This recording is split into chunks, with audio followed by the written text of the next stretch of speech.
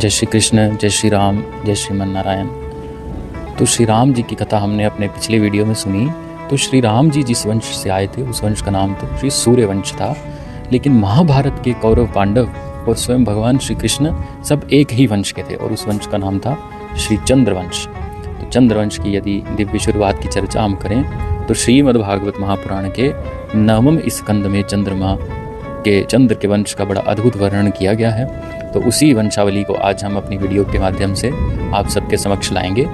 तो चंद्रवंश की जो स्थापना है वो चंद्रमा से हुई है। तो चंद्रमा के ही पुत्र ध्रुव जी बुद्ध जी हुए।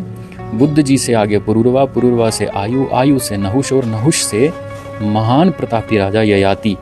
और ययाति महाराज का जीवन जो था वो बड़ा वैराग्य वाला भी था परंतु बड़ा भोग वाला भी था। तो ययाति महाराज का बड़ा अद्भुत चरित्र श्रीमद् भागवत में विद्यमान है।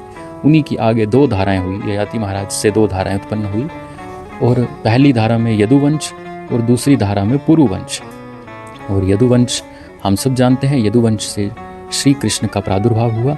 आगे चल के यदु महाराज के ही वंश में यदुवंश, जहाँ नीति, प्रेम और लीलाओं का इतना अद्भुत और इतना विहंगम संगम हुआ।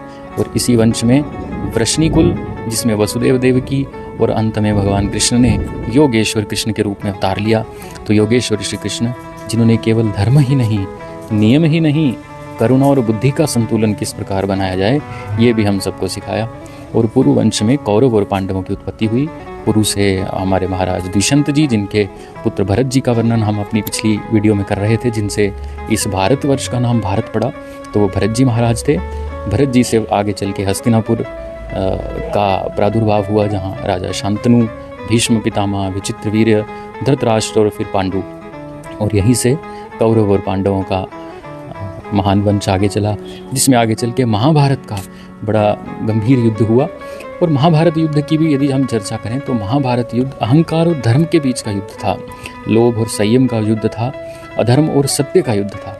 और उसी युद्ध के मध्य में श्री कृष्ण, चंद्रवंशी श्री कृष्ण, चंद्र भगवान खड़े थे, क्योंकि कृष्ण जैसा करुणावतार भी आया।